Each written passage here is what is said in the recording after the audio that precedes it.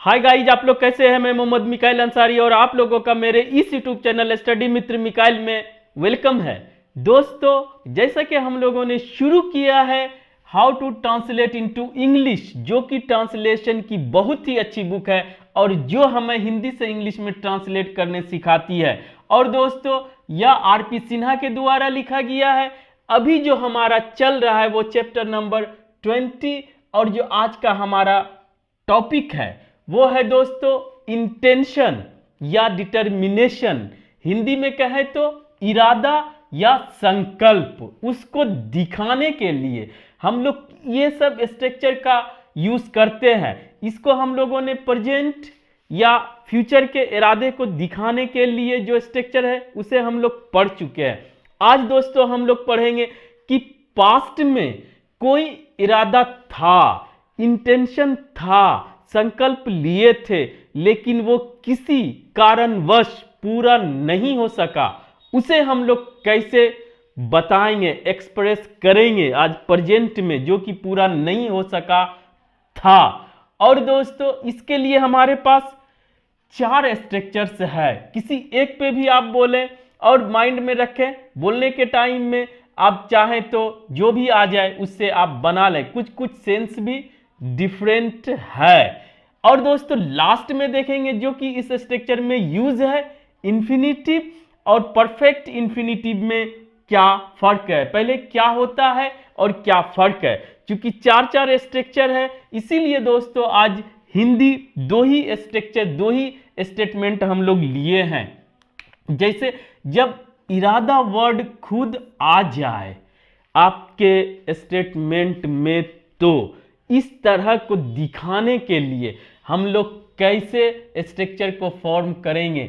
और क्या था मेरा इरादा गाड़ी खरीदने का था। ठीक है कि ये पास्ट की बात कर रहा है। उसका इरादा अंग्रेजी सीखने का था। अगर इस तरह का कोई इरादा था, लेकिन अभी अगर बात कर रहे थे, यही समझ में आ रहा है कि वो पूरा नहीं हो सका। क्लियर। अब आइए इसके स्ट्रक्चर की बात करते हैं। तो दोस्तों सबसे पहले सब्जेक्ट हमारा जिसका इरादा था उसके लिए। उसके बाद सब्जेक्ट क्या होता है ये बहुत बार बोल चुके हैं दोस्तों। पास्ट के दिखाने के लिए वाज या वर। ठीक है, वाज किसके साथ, वर किसके साथ, ये भी बहुत कर चुके हैं दोस्तों। टेंस में उधर हमारा जो टेंस चल रहा है उसमें, तो ये भी हम कर चुके हैं। उसके बाद दोस्तों गोइंग, इतना तक हमारा फिक्स रहेगा। ये क्या रहेगा, वाज वर के साथ गोइंग, और सब्जेक्ट के अकॉर्डिंग वाज आएगा या वर आएगा। ठीक है दोस्तों, इससे पूरा डिटर्मिनेशन दिखाता है। ठीक है, उसके बाद हमारा रहेगा जो एक्शन करना है। खरीदने का एक्शन था तो 2 + V1, जिसे कि इंफिनिटिव बोलते हैं। जो एक्शन करना है वो होता है। ठीक है, उसके बाद ऑब्जेक्ट, अदर वर्ड्स रहे ना रहे कोई बात नहीं। ठीक, अब आइए कि ये तो इस तरह से। अब दूसरे तरीके से कि खुद इरादा का इंग्लिश वर्ड ही डाले। ठीक, तो इरादा का इंग्लिश होता है इंटेंड। ठीक है दोस्तों, इतना जो कि प्रेजेंट में हम लोग कर चुके हैं। और पास्ट में V2 सेकंड फॉर्म यूज करते हैं, इसीलिए ये इंटेंडेड इसका सेकंड फॉर्म और थर्ड फॉर्म होता है। आप जानते हैं कि वर्ब पैटर्न या वर्ब फॉर्म 5 तरह का होता है। बेस फॉर्म से शुरू करते हैं, V1 से V2, V3, V4, V5। ठीक है दोस्तों, और ये हमारा हर हाल में फिक्स रहेगा, इसीलिए इसको नॉन फाइनाइट करते हैं। ये सब्जेक्ट टेंस किसी के अकॉर्डिंग चेंज नहीं होता है। और ये होता है हमारा फाइनाइट वर्ब जो यहां पर यूज होता है। ठीक है, वो हमारा फाइनाइट वर्ब जो कि टेंस और सब्जेक्ट के अकॉर्डिंग अपना फॉर्म चेंज करता है, सिचुएशन कंडीशन के अकॉर्डिंग। क्लियर। अब आइए दोस्तों, तीसरा भी होता है। यहां पर ये इंफिनिटिव हुआ 2 + V1, और यहां पर दोस्तों सब्जेक्ट प्लस हमारा V2 रहेगा। उसके बाद इतना को हम लोग बोलते हैं परफेक्ट इंफिनिटिव। ठीक है, 2 प्लस V1 और V1 के बाद यहां पर सिर्फ और सिर्फ V1 ही हो, ये हैव ही होगा, हैड और हैज नहीं होगा। टू के पास V1 लेता है और हैव फॉर्म का ये V1 है, और हैव हमारा V3 ही लेगा, वर्ब का थर्ड फॉर्म लेगा। ठीक है, थर्ड फॉर्म सेकंड फॉर्म कैसे बनाया जाता है, इसके लिए अब दोस्तों चाहे तो मेरा पिछला वीडियो देख सकते हैं, जिसमें V1 से V3 कैसे बनाए, कैसे इसके लिए हम बता चुके हैं दोस्तों। और इसको आप पढ़ सकते हैं, रेगुलर वर्ब इर्रेगुलर वर्ब में भी आप इसे देख सकते हैं।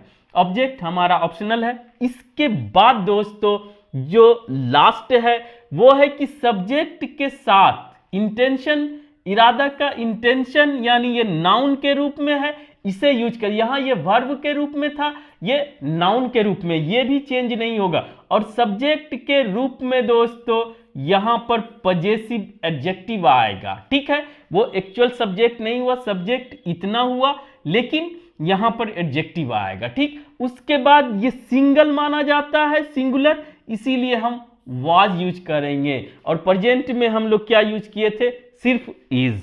ठीक, उसके बाद जो एक्शन है 2 + V1, ऑब्जेक्ट हमारा रहेगा या ना रहेगा कोई बात नहीं। अब बना के देखते हैं दोस्तों।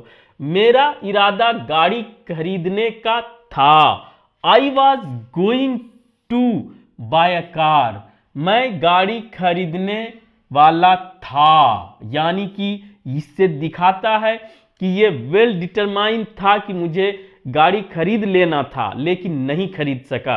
तो इसमें आप गोइंग टू से बना सकते हैं, I was going to buy a car. अगर किसी दूसरे के बारे में वी वर हो जाएगा, अगर वी लगाते हैं, we were going to buy a car, नहीं, buy a home, buy a house. ठीक है दोस्तों, you were going to buy a car, they were going to buy a car, he was, she was, इस तरह से। ठीक है, अब दूसरे तरीके से खुद इंटेंड वर्ड आ जाए वर्ब के रूप में, और second form intended, I intended to buy a car, ये भी सेम है कि मेरा इरादा था गाड़ी खरीदने का। अब दोस्तों तीसरा, I intended to have bought a car, bought मतलब ये दोस्तों V3 है बाइक का। क्लियर, कोई कंफ्यूजन नहीं। अब चौथे इसके रूप में my intention was to buy a car, ये कोई नहीं चेंज होगा। माई के जगह his intention, her intention, your intention, लेकिन ये वाज ही आएगा, ये बता चुके हैं दोस्तों। अब आइए दूसरा, उसका इरादा अंग्रेजी सीखने का था, he was going to learn English, वह इंग्लिश सीखने वाला था, यह भी हुआ, लेकिन डिटर्मिनेशन के साथ, संकल्प के साथ दोस्तों। ऐसे तो he was to learn English, वह सीखने वाला था इतना से, लेकिन उसमें एकदम दृढ़ निर्णय की बात नहीं होती, वो भी आप जानते हैं। इसमें गोइंग टू लगाने से कि वो पूरा संकल्प लिया था लेकिन नहीं हो सका। दूसरा तरीका, खुद इंटेंड वर्ड आ जाए वर्ब के रूप में, he intended to learn English, वह इंग्लिश सीखने का, उसका इरादा इंग्लिश सीखने का था। ठीक है, वो सीखने वाला था लेकिन डिटर्मिनेशन के साथ, और वो पूरा नहीं हो सका। अब दोस्तों, he intended to have learned, learned मतलब उसका लर्न का third form English, he intended to have learned English, वह उसका इंग्लिश सीखने का इरादा था। ये दोनों में अभी हम लोग फर्क देखेंगे दोस्तों। His intention was to learn English, इस तरह से आप एक को आप डिटर्मिनेशन के साथ अगर बताना चाह रहे हैं कि ये मेरा काम पूरा संकल्प लिए थे लेकिन छूट गया, तो उसे आप 3-4 स्ट्रक्चर से दिखा सकते हैं। अब आइए कि हम लोग ये देखेंगे कि इंफिनिटिव और परफेक्ट इंफिनिटिव में क्या फर्क होता है।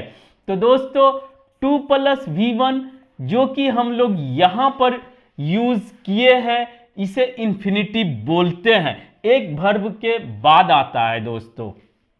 ठीक है ये, और इसको यूज किया जाता है अगर पास्ट टेंस में बात करें तो दोस्तों बहुत जल्द, यानी पास्ट में कुछ ही दिन पहले या बहुत जल्द, निकट पास, निकट क्या कर, निकट भूतकाल यानी कि नियर पास्ट में कोई काम नहीं हो सका, उसको दिखाने के लिए हम लोग इसका यूज करेंगे।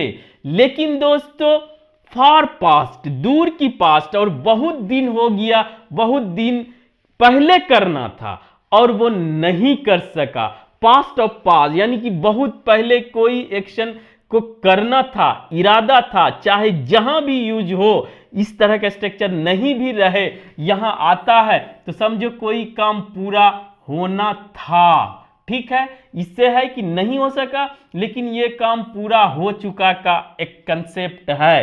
तो दोस्तों इसमें जो है पार्टिकुलर, इसमें अगर बात करें कि मेरा इरादा अंग्रेजी सीखने का था जो कि नहीं सीख सके, और ये होता क्या है, two plus have plus V3, इसे ही बोलते हैं परफेक्ट इंफिनिटिव। और दोनों में ये फर्क है कि ये हमारा नियर पास्ट में कोई काम छूट गया उसके लिए यूज किए, और ये दोस्तों फार पास्ट बोल सकते हैं, लिख ही देते हैं फार पास्ट, दूर के पास्ट में या नहीं हो सका कोई काम, उसके लिए ये परफेक्ट इंफिनिटिव हम लोग यूज कर सकते हैं।